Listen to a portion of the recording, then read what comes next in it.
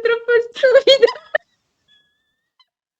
Buongiorno, buonasera, io sono Elena ed oggi ospito nel mio canale Stephanie. Ciao a tutti! Dritta al punto, che come me è un'appassionata d'epoca vittoriana edwardiana e del filone steampunk. Sì, abbiamo una passione in comune, quanto abbiamo scoperto, anzi due, steampunk, epoca vittoriana e edwardiana, quindi mi sembra perfetto. Ma in breve, che cos'è lo steampunk? E ve lo leggo da Wikipedia così non sbaglio e nessuno si offende. Lo steampunk è un filone della narrativa fantastica e più nel dettaglio di quella fantascientifica che introduce una tecnologia anacronistica all'interno di un'ambientazione storica, spesso il XIX secolo e in particolare la Londra vittoriana dei romanzi di Conan Doyle, Jules Verne, Wells, eccetera.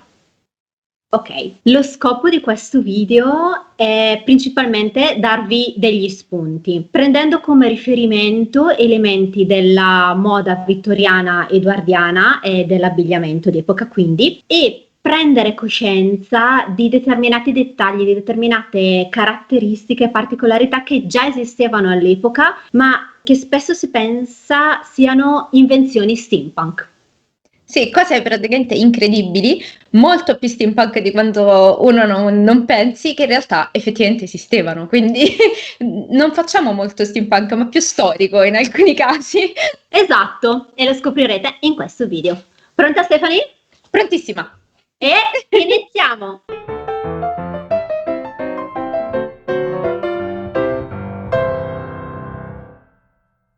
La prima macro categoria che andremo ad analizzare sono gli strumenti del mestiere, perché già qui troveremo delle cose fantastiche. Prima fra tutti direi i manichini, perché senza manichino è un po' difficile costruire un abito. Specie per questi vestiti che sono molto precisi, no? Quindi, oppure che si fanno su se stessi, diventa ancora più complesso, specie nella parte dietro. E anche all'epoca avevano gli stessi nostri identici problemi. E infatti si erano inventati già all'epoca il manichino regolabile. Non si sa quando è stato inventato con esattezza, ma sostanzialmente è una composizione di meccanismi. E questa pubblicità del 1904 dicono: è ora di farla finita con tutti i disagi e le delusioni dell'adattamento, del fitting, rendendo il lavoro del confezionare abiti facile e soddisfacente. Può essere regolato in 50 diverse forme e dimensioni, con il busto abbassato o rialzato, allungato, eccetera. Cioè, io lo vorrei adesso, sinceramente. Esatto. Cioè, so che adesso comunque ci sono dei manichini sartoriali, ma sinceramente mi sembrano meno sofisticati, cioè non so, forse è una mia impressione. Sì, allora in realtà secondo me hanno meno punti per allargarsi, nel senso che hanno la linea del petto, la linea della vita e dei fianchi e basta. Quindi questo avendo 50 combinazioni, cioè immagino che siano anche diversi punti o che comunque si possa lavorare benissimo su figure completamente diverse. Il secondo modello che devo assolutamente mostrarvi è il manichino gonfiabile, Pneumatic Dress Form o Pneum Woman. Fantastico. Lo spedivano ovunque, arrivava dentro una piccola scatola e poi lo si poteva gonfiare con una pompa da bicicletta, ma mi fa molto ridere questa pubblicità dove una lo gonfia soffiando.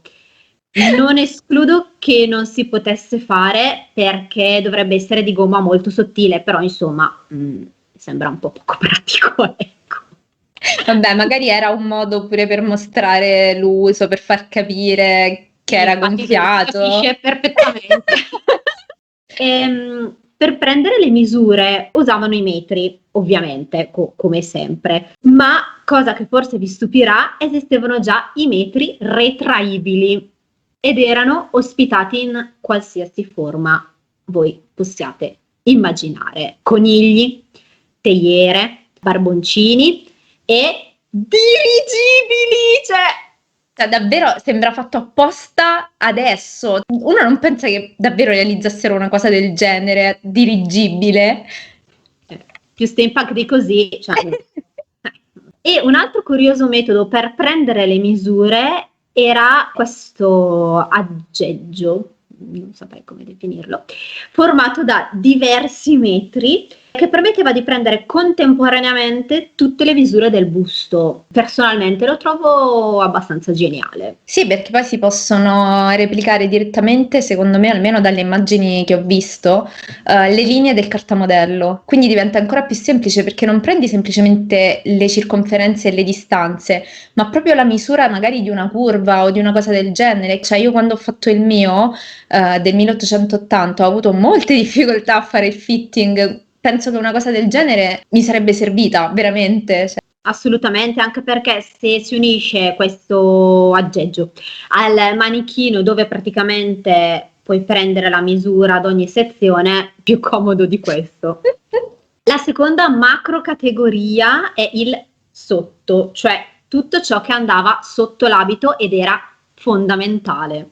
sì, tutto quello che diciamo non si vedeva nell'Ottocento, nell'epoca vittoriana, primi Novecento, ma che in realtà, secondo me, nello steampunk è meglio far vedere.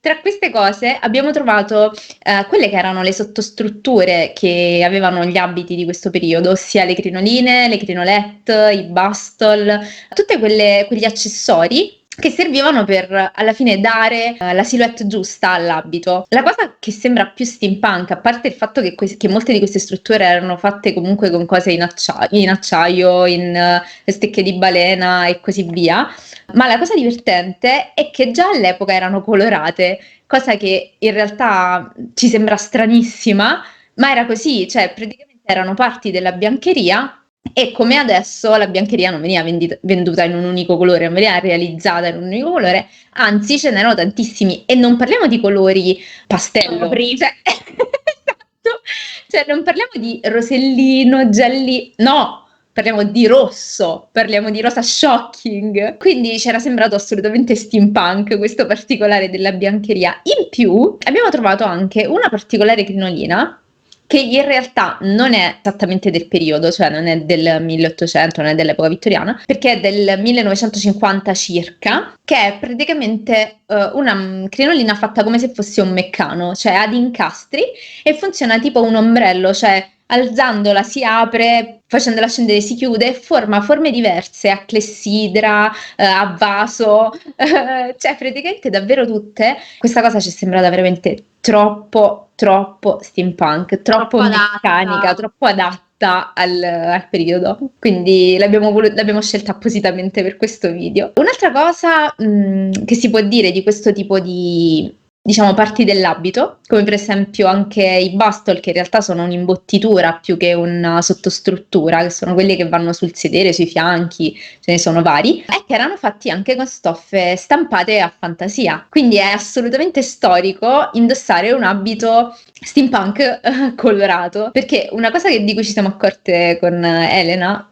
è stato che spesso tendiamo a fare i nostri outfit steampunk, diciamo, esatto, con colori prima di tutto molto simili gli uni agli altri, ma poi scegliamo sempre colori chiari, nel senso beige, marroni o cose del genere, o neri, ed evitiamo tutto il resto dei colori, perché secondo me la nostra fantasia si lega un po' a quelle che sono le fotografie d'epoca, che sono in bianco e nero o al massimo crema, insomma beige, e immaginiamo quell'epoca come un'epoca priva di colori, e invece era tutt'altro.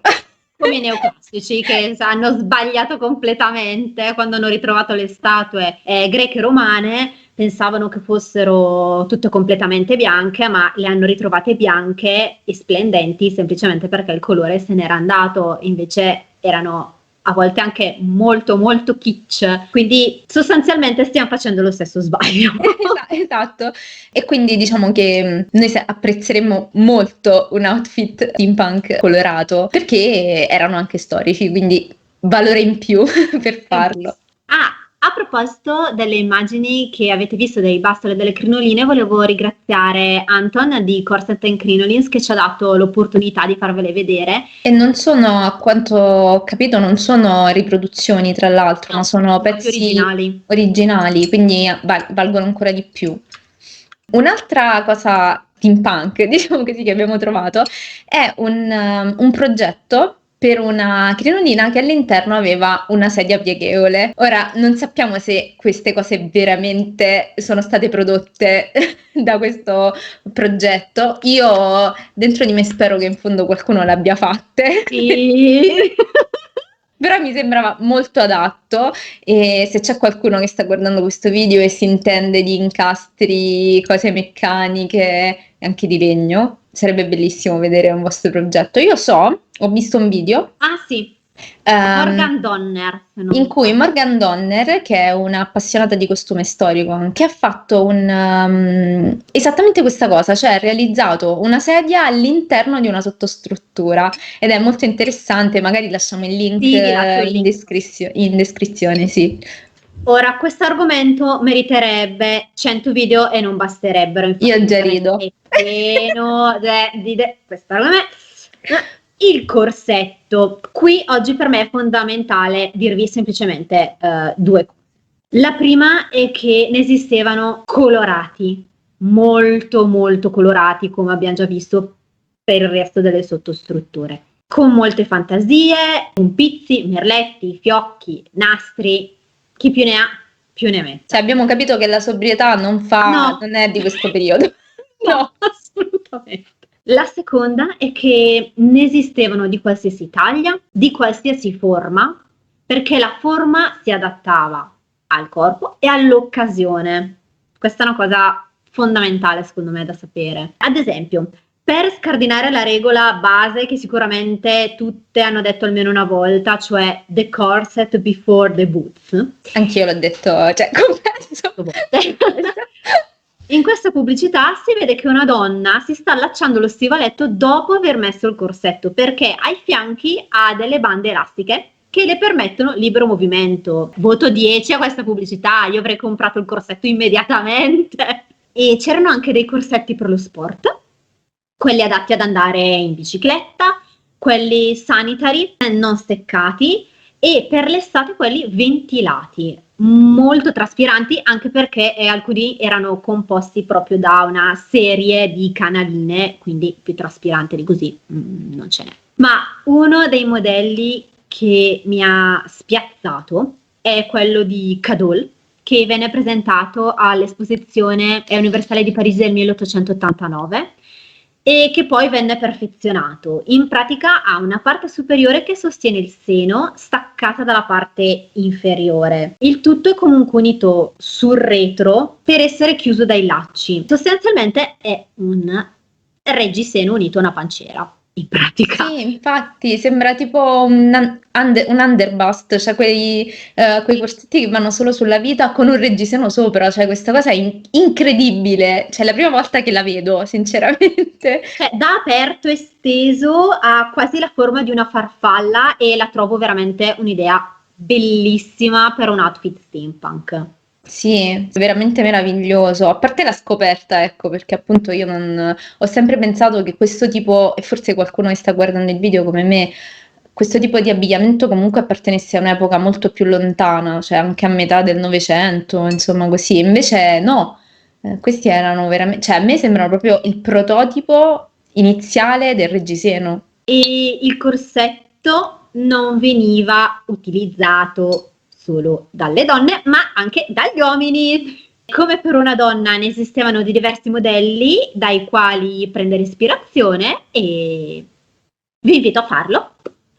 Sì, sì, anche perché come migliora la silhouette femminile, migliora anche quella maschile, e personalmente direi che apprezzerei una cosa del genere, sarebbe veramente molto molto carino. E poi uno si immagina che magari erano usati solo dai dandy, no, Elena? Ma Sì, esatto, no, in realtà no, cioè era una scelta e qualsiasi uomo poteva scegliere o meno, però diciamo che avendo trovato diversi cataloghi dove all'interno appunto c'erano questi corsetti da uomo, insomma non erano poi così pochi, non erano poi così rari e non era neanche tanto un tabù. sì, infatti. Ed è interessante magari poter sperimentare per lo steampunk alla fine, perché ne ho visti veramente pochi di uomini che hanno provato, quindi perché no?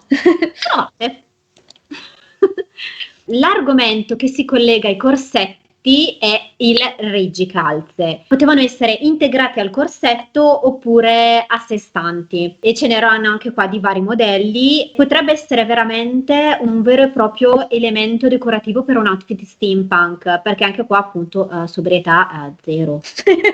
Sì, poi insomma, secondo me possono essere messi in maniera più creativa di quella storica, no? Cioè uniti ad altre parti dell'outfit, però insomma era una cosa che in realtà storicamente esisteva Più nei in primi vari del modi. Novecento. Sì, sì, più verso i primi del Spostato verso i primi del Novecento. Novecento. Sì. Però c'era. Quindi Allora, legati un po' all'argomento dei reggicalze, sono le calze. Immaginiamo solitamente che le calze siano semplicissime, siano monocromatiche e che abbiano dei colori semplici, chiari magari, oppure proprio nere, così. Ecco, no, cioè ormai l'abbiamo capito da questo video e lo ripeteremo praticamente per tutto il video, la sobrietà non è di questo periodo e la fantasia in realtà e l'estrosità. Diciamo che non ce le aspetteremmo, è un po' sorprendente. Le calze di questo periodo possono esistere semplicemente bianche, semplicemente nere, ma molte sono a righe, colorate, con dei ricami tipo i fiori e cose di questo genere, e arrivano solitamente fino a metà della coscia. Quindi, perché non sperimentare anche da questo punto di vista? In epoca vittoriana le calze non si facevano molto, non si faceva sfoggio di calze, diciamo così, si vedevano magari muovendosi, perché io non ci crederò mai alla storia di oh mio Dio, gli si vede la caviglia, quindi vabbè, però questo è un mio pensiero personale. Però invece nello steampunk facciamole vedere, cioè veramente inventiamocene di tutti i colori perché c'erano. E a proposito di tutti i colori, passiamo alle sottogonne. Una cosa che di certo non mancava fino all'Ottocento, primi del Novecento, era la fantasia, soprattutto anche di come fare gli inserti in pizzo, e nelle sottogonne veramente c'è il qualsiasi disegno possibile e immaginabile, e molte volte erano molto più ricche delle stesse gonne. Ciò che distingueva la classe media dalla classe ricca borghese erano appunto i dettagli, e soprattutto i dettagli che non si vedevano. Quelli a cui le donne, insomma, che se lo potevano permettere potevano dare peso in realtà. Piccolo chiarimento: queste sottogonne non erano il vero e proprio intimo come lo intendiamo noi oggi, era uno strato fra l'abito esterno e il vero intimo, che era costituito dai mutandori e dalla chemise, che stava appunto sotto queste sottogonne, perché comunque facevano le scale, andavano su giù dalle carrozze, andavano su giù dalle macchine, e quindi era uno strato che, tirata su la gonna appunto per andare su e giù, si vedeva, quindi non era scandaloso vedere questo strato. Anche qui, come potete vedere, il colore la fa da padrone, soprattutto alla fine dell'Ottocento, perché le sottogonne colorate quasi soppiantano le sottogonne bianche, che vengono considerate un po' fuori moda, diciamo. Erano più belle da vedersi quando si intravedevano a colori. Diciamolo. E avevano le tasche. Piccola parentesi, avevano le tasche, e anche le gonne potevano avere le tasche, e se non le avevano le gonne, le avevano le sottogonne, e alle gonne lasciavano un piccolo spazio non cucito dove inserivano la mano e andavano alla tasca della sottogonna. Sì, infatti chi dice che sono state inventate successivamente e che le donne fino a quel punto non avevano né tasche né borse perché non dovevano portarsi niente, no, ragazzi, no. E questa cosa le tasche, ragazzi, tasche dalla preistoria che ci sono le tasche, cioè dai. No, nelle gonne c'erano e sono anche molto profonde. Cioè, non solo c'erano, ma erano anche capienti. Quindi assolutamente una cosa che possiamo replicare nei nostri outfit e non risultare fuori storia, diciamo così. Un altro elemento che c'è tantissimo nello steampunk e che io fino a pochissimo tempo fa pensavo fosse esclusivamente un'invenzione moderna, e non è così, sono gli alzagonna. Praticamente esistevano in realtà questi sistemi per accorciare le gonne, per tirarle su, che servivano in quelle occasioni in cui magari si faceva sport o arrampicata o cose di questo genere, che ragazzi, le ragazze facevano. Molte magari stavano a casa, ma le più avventurose facevano anche cose di questo genere. Per questo avere una gonna che toccasse il suolo era un po' scomodo, prima di tutto, e in più potevano sporcarsi, perché comunque non erano in ambienti puliti come poteva essere la strada, casa e così via. Quindi avevano questi sistemi. A volte erano delle cinture alle quali erano attaccati dei nastrini, delle catenelle, comunque di sistemi per tenere su la gonna con dei ganci. Altre volte invece erano direttamente agganciati alla gonna questi sistemi ed erano bloccati con dei bottoni o comunque dei sistemi all'interno stesso del capo. Questa cosa per me è affascinante perché impreziosisce ancora di più l'abito ed è assolutamente fattibile in un outfit fantasy invece. Secondo me sono anche un elemento che può essere molto caratteristico dello steampunk volendo. Può essere Sì, se anche ne un effetto vedono. sorpresa fico. Sì, che poi parlando appunto di quello che abbiamo appena parlato delle sottogonne, questo sistema di alzare le gonne in maniera magari anche diversa potrebbe essere utilizzata adesso, cioè quindi lasciare un vedo non vedo della sottogonna che è molto più visibile di quanto non fosse storicamente. Potrebbe essere un'idea, insomma. E ora passiamo alla terza macro categoria, cioè i veri e propri abiti. Non so se capita anche a voi, quando guardavo le fotografie antiche, chiedevo spesso come alcuni corpetti potessero essere così perfetti, senza nemmeno una grinza, senza nemmeno una piega, tutto perfettamente tirato e a posto. Ecco, sappiate che usavano molti stratagemmi perché avevano gli nostri stessi problemi dei fitting. Prima Stefanie vi ha parlato di bustle pad, cioè l'imbottitura sul retro. Io aggiungo che c'erano anche i bust pad, cioè per riempire la zona del seno qualora ce ne fosse bisogno, diciamo. Perché ho inserito questa cosa invece che nell'intimo qui? Perché questi bust pad possono essere un'ottima soluzione per dare corpo al corpino e riempire dove serve con più o meno imbottitura, cioè potete regolarla l'imbottitura. Oltre a ciò imbottivano e rinforzavano delle zone strategiche, come ad esempio questa parte, appunto per non far risultare nessuna grinza. La moda prevedeva anche di dare l'illusione di molti strati. Usavano anche qui molti stratagemmi, usavano dei davantini che appunto davano l'illusione di avere più strati, in realtà erano semplicemente decorati solo sul davanti e poi sopra c'erano gli altri strati, le giacche, gilet, eccetera. E poi c'erano anche dei gilet elasticizzati sul fianco, quindi anch'essi molto comodi. Io non so perché ho sempre pensato che gli elastici non venissero usati nella moda vittoriana, in realtà c'erano, non erano così evidenti, ma venivano usati. Comunque, cioè, sono stratagemmi che secondo me possono essere utilizzati anche adesso, perché oltre a mantenere, come diceva Elena, il capo steso e quindi a dare diciamo, a renderlo più elegante in un certo senso, secondo me possono servire ancora oggi, come servivano prima, a creare la silhouette, cioè ad aiutarci a dare un'idea diversa, un'illusione ottica del nostro corpo. Diciamo, per dare l'illusione di una vita molto stretta, oltre a stringere il corsetto, un altro segreto poteva essere quello di imbottire le parti sopra e sotto, perché ingrandendo la parte del seno e la parte dei fianchi creavano un effetto a clessidra che rendeva otticamente ancora più stretta la vita.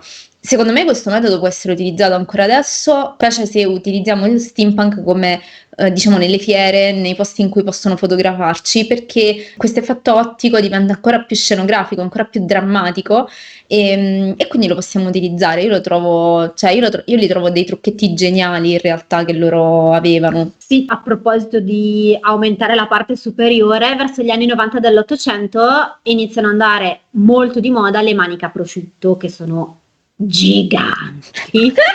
Ed ovviamente avevano bisogno di sostegno. Alcuni usavano delle vere e proprie mini armature. Vi lascio qua il link del video tutorial che ho fatto su questo argomento. E rimanendo nella zona braccia, non posso non farvi vedere i salvascelle, che potevano avere varie profumazioni e preservavano i vestiti dalle macchie e dagli odori e in più davano un ulteriore aiuto per tendere questa zona, quindi Come ultima cosa, devo dirvi che esistevano già le strisce con i gancetti già cuciti, i bottoni automatici, le borchie come decorazione e le guarnizioni già fatte e finite solo da applicare agli abiti che potevano comprare in merceria o nei grandi magazzini.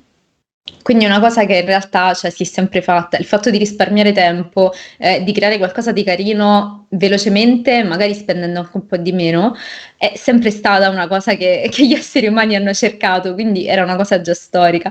In più, parlando sempre delle armature delle maniche, di cui Elena ha fatto il tutorial, secondo me sarebbe carino anche come per quanto riguarda le crinoline e le sottostrutture, se si vedessero nello steampunk, cioè sarebbe molto carino avere a vista Sì. queste strutture sulle mani, cioè sopra le maniche invece che sotto. Potrebbe essere uno spunto interessante, sì. Parlando di trucchetti, a me affascina molto questa cosa. Queste mega acconciature fantastiche, ricche, enormi, Mirabolanti.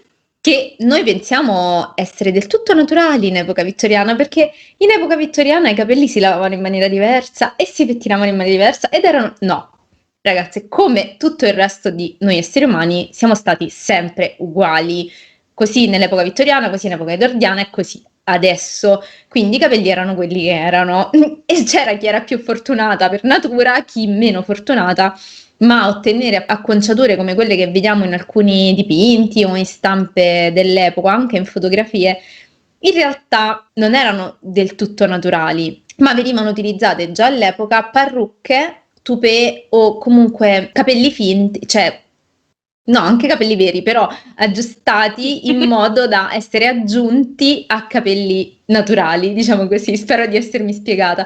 Non è non era un segreto in realtà, nel senso che certo non è che si dice ah guarda qui ho questa parte che non è mia, no. Però venivano venduti in maniera, diciamo, alla luce del sole, c'erano fotografie sui cataloghi e ce n'erano di ogni forma e dimensione di questi, diciamo, di queste aggiunte alle acconciature, che li rendevano appunto così belli. La cosa che stupisce ancora di più è che non era una cosa esclusivamente femminile, ma che lo facevano anche gli uomini. Anzi, ci siamo divertiti a scoprire che in alcune riviste si chiedeva agli uomini di mandare esattamente il disegno della zona che loro avevano vuota dai capelli per poter costruire un toupé da mandare a queste persone. Quindi di trucchetti ce n'erano veramente tanti, quindi perché non utilizzarli anche oggi nei nostri costumi, ecco. Sì, in più tra l'altro c'erano anche magari delle vere e proprie extension che si potevano comprare lisce, quindi tu a casa potevi farti l'acconciatura che volevi. Anche perché poi la moda Adesso- cambiava, sì, Esatto. la moda cambiava spessissimo, anche per quanto riguarda i capelli, quindi dover star dietro sempre a tagli diversi e io magari penso a periodi in cui era quasi d'obbligo la frangetta, periodi in cui i capelli erano di diverse lunghezze a seconda della parte della testa che riguardava la moda in quel momento, non era così semplice essere sempre al top e quindi questi erano stratagemmi che si utilizzavano normalmente. Per quanto riguarda la moda maschile, perché era un personaggio da capo a piedi, secondo me non c'è niente di meglio che guardare i cataloghi d'epoca, perché potrete trovare degli spunti bellissimi di ogni lavoro ha la sua divisa e ogni borghese ha il suo abbigliamento adatto sia all'occasione sia all'ora del giorno come le donne. Quindi la prima cosa che vi consiglio di fare è assolutamente guardare i fashion plate e i cataloghi, perché appunto a volte si trovano proprio l'abbigliamento completo.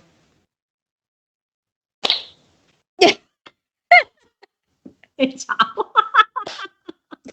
È stato bello. Vedo che abbiamo parlato 1 minuto e mezzo degli uomini, adesso torniamo a parlare di cose Oh, interessanti. allora adesso Ok. torniamo a parlare di cose. A proposito di moda femminile, ma con un occhio al maschile, parliamo dei pantaloni da ciclista, o meglio da biciclista, perché le donne che andavano in bicicletta venivano chiamate appunto bicicliste. Come detto in precedenza, anche le donne appunto praticavano tutti gli sport E il favorito in realtà da ambo i sensi sembra essere il ciclismo. Principalmente c'erano 3 soluzioni. La prima, mettevano dei pantaloni sotto la gonna, quindi usavano i pantaloni un po' come una sottogonna, diciamo così. Cioè la gonna poteva essere più corta e quindi andava bene così, oppure poteva essere lunga e la tiravano su proprio, diciamo così, tramite delle coulisse all'occorrenza.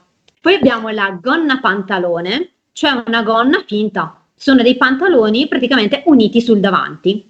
Ed infine abbiamo dei veri e propri pantaloni sotto il ginocchio, però come dicevano all'epoca erano talmente ampi da essere pudici, quindi andavano bene anche i pantaloni, purché fossero molto molto molto ampi. È incredibile che comunque già esistessero, cioè non ci viene detto spesso. Un'altra delle cose che si pensa essere stata inventata nel Novecento, in realtà alcune donne li portavano già nell'Ottocento. Come dice Elena, somigliavano molto a delle gonne, ma erano dei pantaloni. Quindi nello steampunk ancora di più si possono utilizzare in 100 maniere diverse. E a proposito di questo e della moda diversa, per quanto riguarda gli uomini che per quanto riguarda le donne, in realtà si può giocare tantissimo sui colori, come abbiamo detto fino adesso, ma anche sulle fantasie, perché stampe e fantasie facevano parte della moda di ogni giorno, al contrario di quanto pensiamo. Cioè non esistevano solamente tinte matte, piene, ma esistevano stampe a fiorellini, a righe, ma addirittura immaginette, cioè stampe con delle immagini sopra, oppure stampe super... ora le troveremo Possiamo molto dirlo kitsch? kitsch, bacchiane, Diciamolo. con delle stampe enormi sull'intero vestito. Era assolutamente una cosa che si faceva, anzi, avere un abito colorato, anche con determinati tipi di colori più difficili da ottenere, risultava un abito migliore, più costoso, più difficile da avere, quindi si risultava comunque ancora di più alla moda, ancora di più esclusivi, tra virgolette. Io trovo che sia un ottimo modo per gli uomini per giocare sui loro vestiti, perché a volte si pensa che comunque la moda maschile sia poco fantasiosa, ma in realtà gli uomini possono giocare sui particolari e secondo me giocare sulle stampe è qualcosa che si dovrebbe approfondire tanto, perché io ho visto pochissimi abiti steampunk così estrosi come effettivamente era la moda dell'epoca. A proposito di stoffe un po' strambe, abbiamo trovato la seta di ragno. Non ho delle immagini di codesta meraviglia, però abbiamo trovato 2 articoli. Il primo dice che fra le curiosità che ci riserva l'esposizione di Parigi dell'anno 21 viene fin d'ora segnalato un vestito fatto con tela di ragno. L'idea di applicare la seta del ragno alla tessitura non è nuova. All'Accademia delle Scienze di Parigi nel 1709 erano state presentate delle calze e dei guanti in seta di ragno, cioè le povere bestie vengono ben nutrite e provvedute abbondantemente di mosche e di insetti, Quindi manco tanto povere, insomma, queste bestie. ma talora fa d'uopo d'eccitarli con vapori di etere, di cloroformio o d'alcol. Okay, L'esperienza ha dimostrato che alcune di queste filatrici non lavorano mai così bene come quando sono un po' esaltate. E beh. Ma sì, droghiamoli anche questi animali, in fondo che fa il 1800? E in un altro articolo dicono che quanto a solidità la tela di ragno sfida ogni concorrenza. Essa vince quasi il ferro e l'acciaio. Al Museo di Ginevra si vede uno scialle fabbricato interamente di fili di ragno, di una bellezza e di una leggerezza straordinaria. Mi sarebbe piaciuto vederlo però, cioè una cosa così solida che può veramente paragonarsi all'acciaio, al ferro, però allo stesso tempo così leggera. Sottile, esatto. Sarebbe stato bello vederli. Se ne sapete di più, scrivete sotto nei commenti perché ci farebbe molto molto piacere. Riguardo sempre le stoffe, un'altra cosa, ma tanto ormai l'avrete già capito, che i vestiti erano foderati a colori. Questo che vuol dire? Che tante volte la stoffa che faceva da fodera agli abiti, specialmente alle gonne, poteva essere di colori molto più accesi o comunque a contrasto con il colore dell'abito principale, diciamo, quello che si vedeva fuori.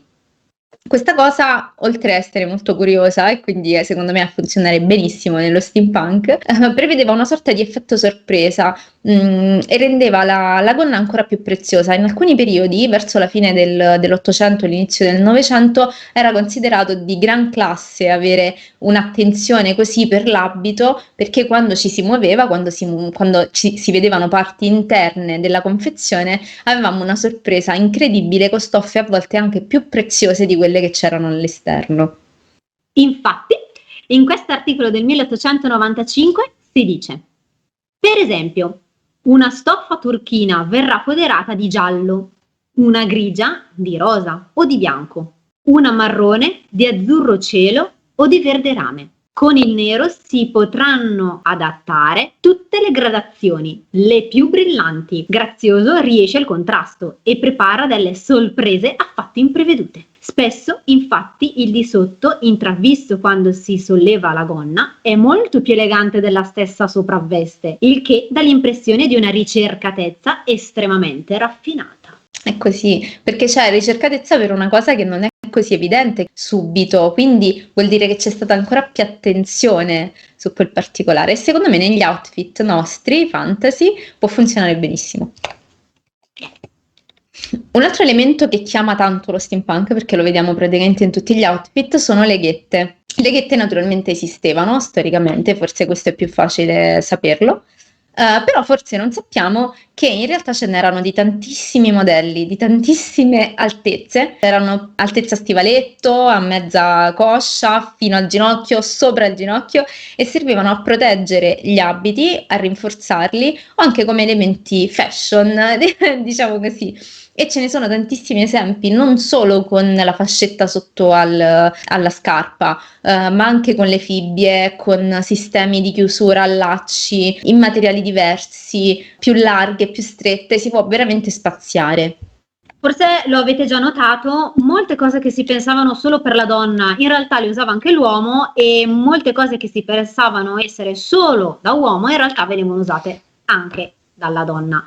Tra questi, colletti e bolsini staccabili. Ovviamente come potevano essere? Colorati. Non c'erano solo bianchi per le signore, con pizzi, nastri, fiocchi, merletti, chi più ne ha, più ne metta. Si potevano comprare anche questi, già pronti, già fatti nei grandi magazzini, oppure si potevano anche fare in casa con poco. E la trovo un'idea molto comoda se si vuole cambiare alla svelta un outfit. Specie se magari nell'outfit c'è una giacca o qualcosa del genere e comunque copre il sotto. Ci sono tanti sistemi, come abbiamo detto all'inizio, anche la questione dei plastron, che in italiano si chiamano Davantini, davantini, li chiamo davantini. in realtà ci aiutano a creare outfit diversi con pochissimo, perché alla fine il colletto o questa parte così, cioè non è che ci voglia tanto quanto fare una camicia. Sappiamo che i corsetti facevano parte dell'intimo e quindi non andavano messi sopra i vestiti, se no l'effetto sarebbe stato un po' come vedere Britney Spears in I'm a Slave for You con il perizoma sopra i jeans. Un po' strana la cosa, ma alcuni abiti ne davano l'effetto e trovo molto interessante questa cosa perché può essere una buona idea. Cioè non solo magari si sa per lo steampunk ormai il corsetto a vista è quasi un cliché, quasi un qualcosa che è molto molto visto. Sì. Invece magari portare comunque sotto il corsetto, quindi un corsetto intimo, e giocare con un abito che ne dà l'illusione può essere qualcosa di molto creativo. E c'erano.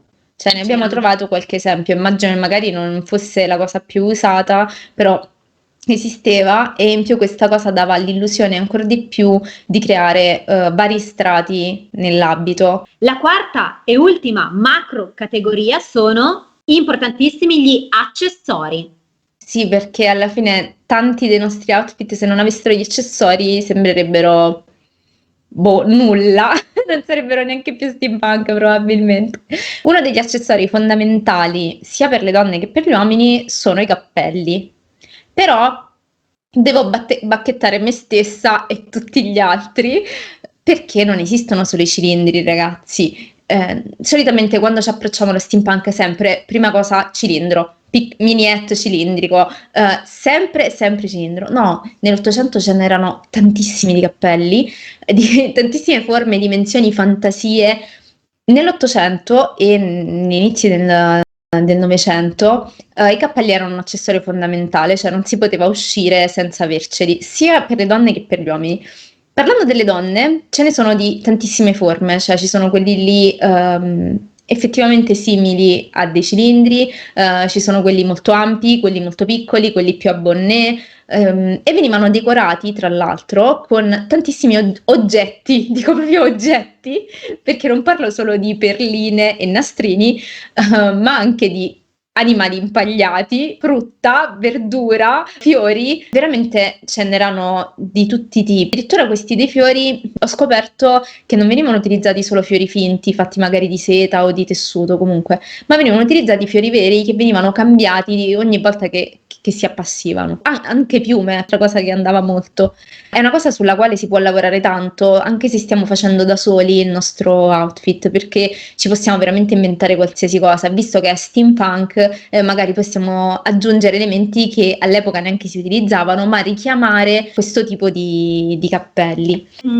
Quello più particolare, quello forse più steampunk di tutti, sì, ok, è il cilindro, ma il cilindro pieghevole da opera, cioè un cilindro che si accartocciava, si metteva sotto il sedile, così la gente guardava, perché a un certo punto avevano anche proibito di mettere i cappelli all'opera, perché sennò ovviamente nessuno più vedeva niente, e in più non si rovinava perché appunto si metteva sotto il sedile ed era molto molto pratico anche da portare in viaggio, cioè si potevano portare vari modelli e ovviamente la scatola invece di essere alta così era alta così.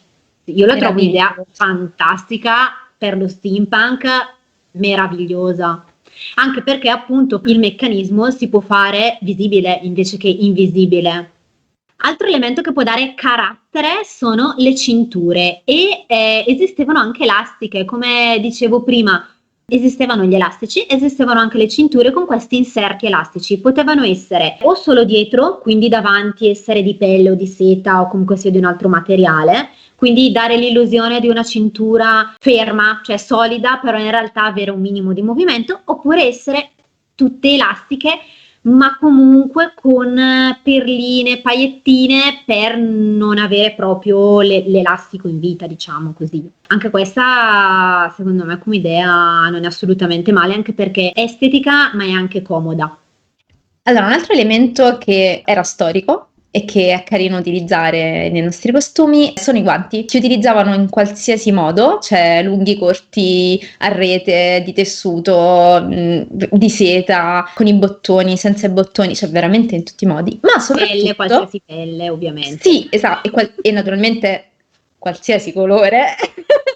Visto che lo stiamo dicendo, anche non legati al colore dell'abito spesso, cioè delle combinazioni che non ci saremmo aspettati, loro le usavano, quindi perché non usarle nello steampunk, ma soprattutto si utilizzavano già i guanti a mezze dita, quelli che non coprono la punta delle dita, e non per forza erano guanti punk, tra virgolette, ma risultavano anche molto eleganti perché spesso questi guanti erano fatti anche di seta per le donne ed erano anche molto lunghi a volte.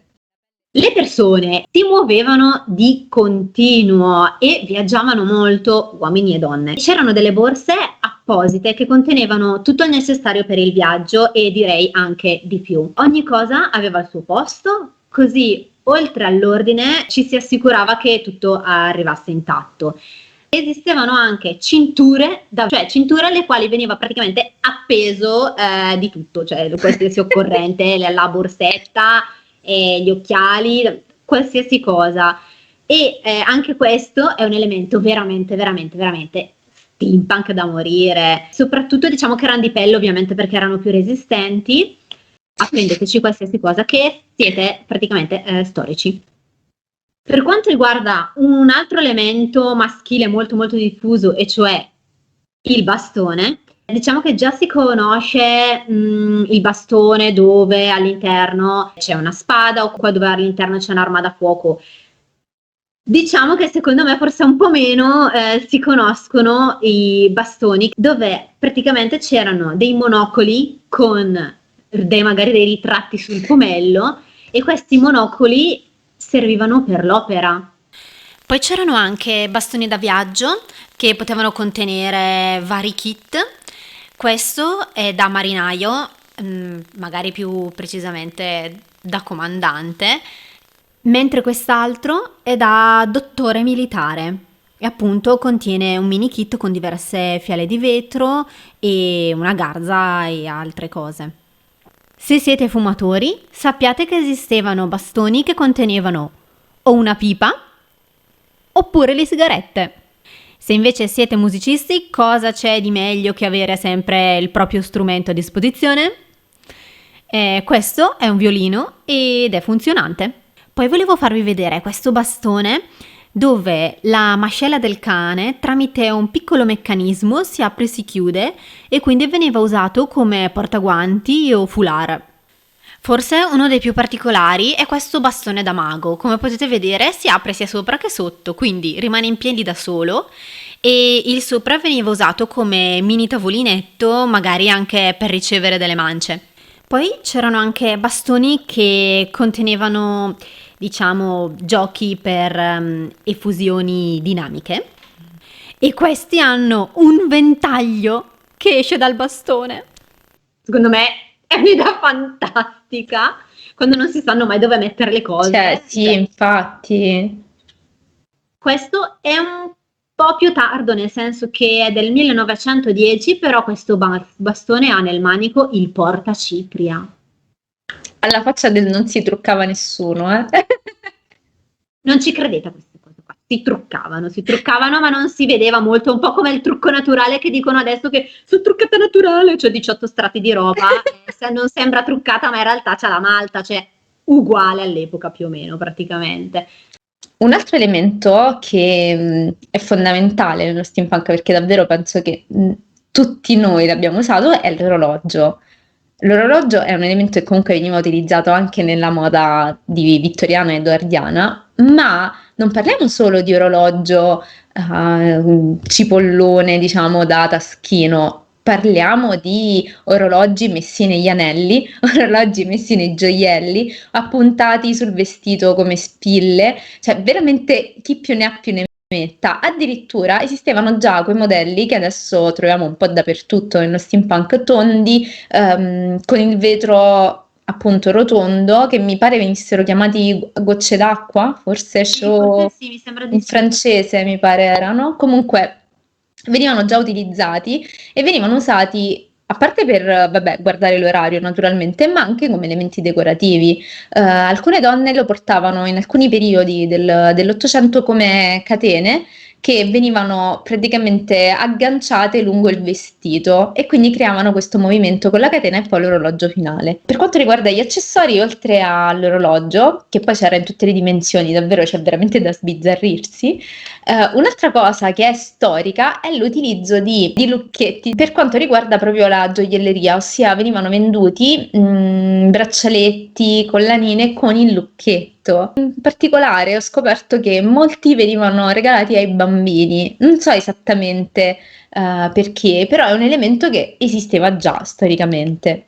Un'altra cosa sulla quale si può giocare se si è un uomo, ma in realtà abbiamo scoperto anche se si è una donna, perché spesso già all'epoca le mode si mischiavano, è l'utilizzo di spilloni per le cravatte, per gli ascot e per questo tipo di diciamo accessorio legato al collo, che veniva usato spessissimo appunto sia dalle donne che dagli uomini, e ci si può sbizzarrire perché anche all'epoca questi spilloni erano fatti in qualsiasi modo, con qualsiasi decorazione, con le perle, con i gioielli veri e propri, cioè le pietre preziose, oppure semplicemente di metallo. Veramente ci si può sbizzarrire e questa cosa la facevano già.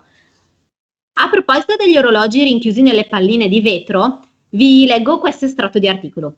Certi orologi, minuscoli e graziosissimi, si portano invece come un medaglione, fissandoli alla vita con un piccolo nodo d'oro. L'orologio detto goccia d'acqua, chiuso in una pallottolina di cristallo, è fissato ad una sottile catenella d'argento che si infila al dito come un anello. Un altro accessorio che a me sembra tantissimo steampunk, ma che in realtà non ho visto spesso, è una cosa che si chiama...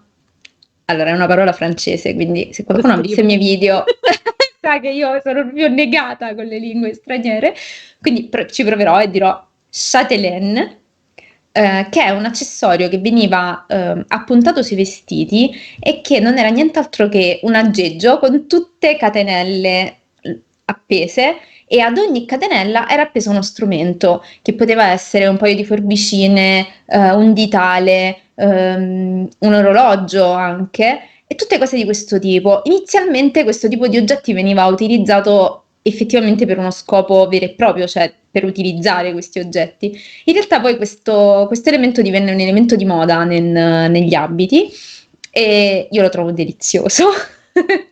Veramente molto molto carino e assolutamente steampunk.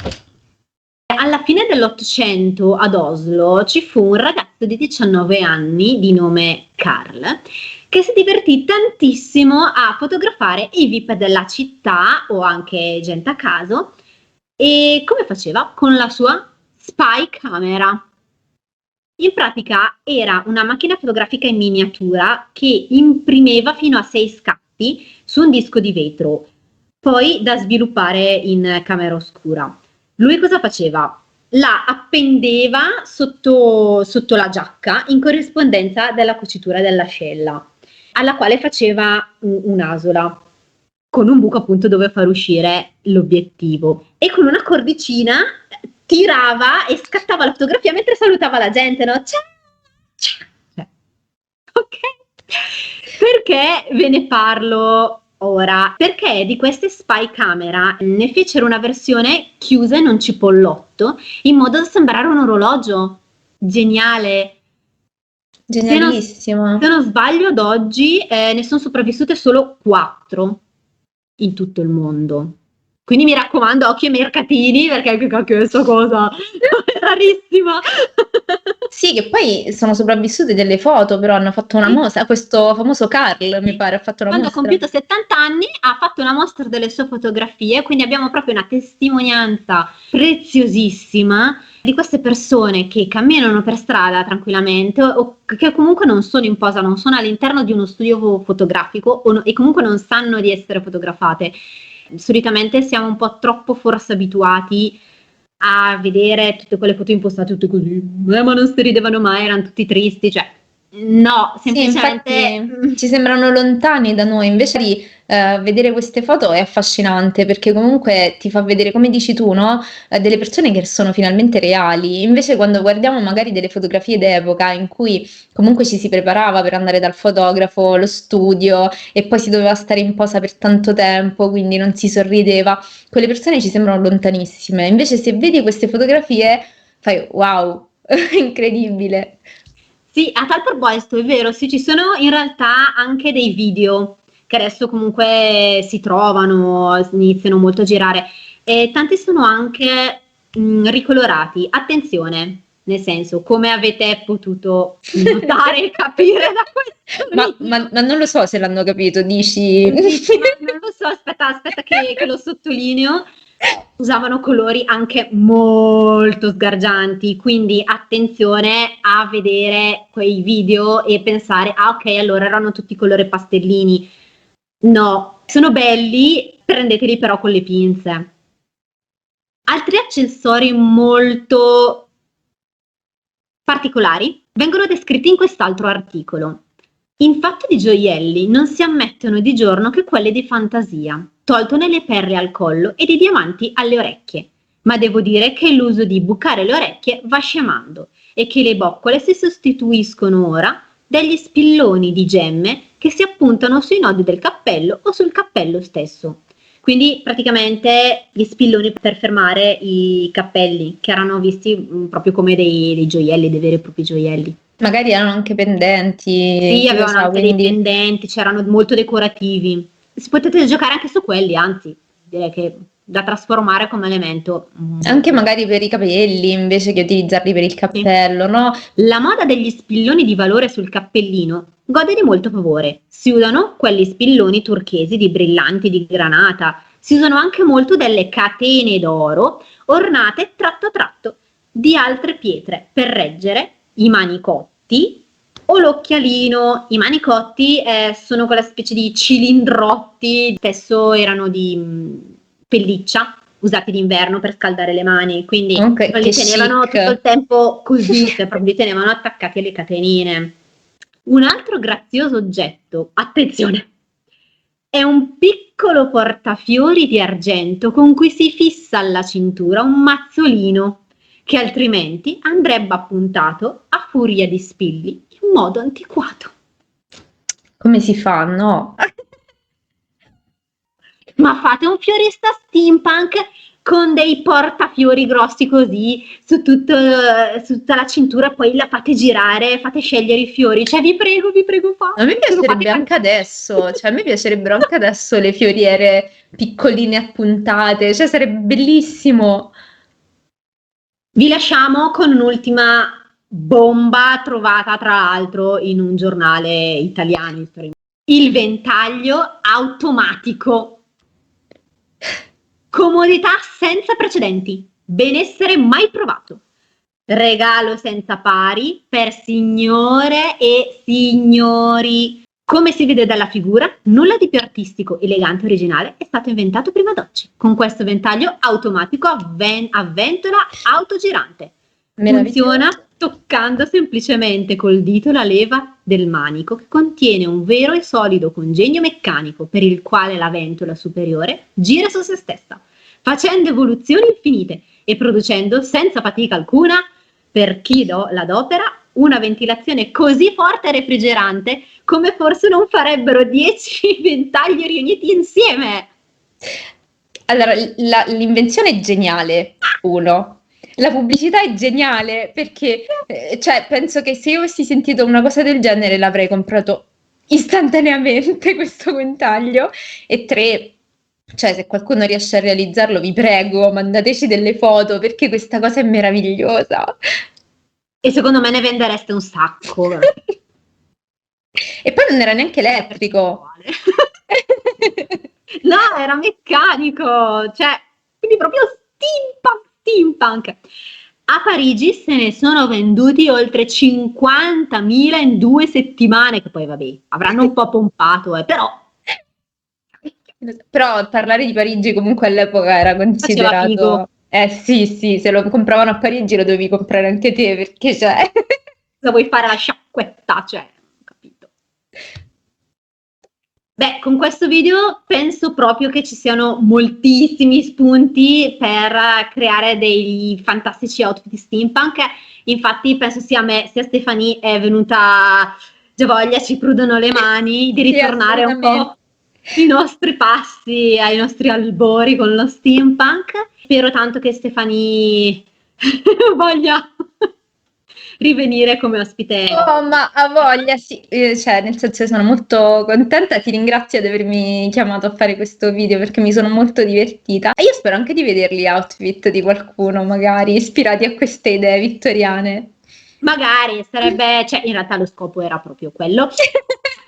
Quindi ci vediamo nel prossimo video. Ciao ciao! Ciao!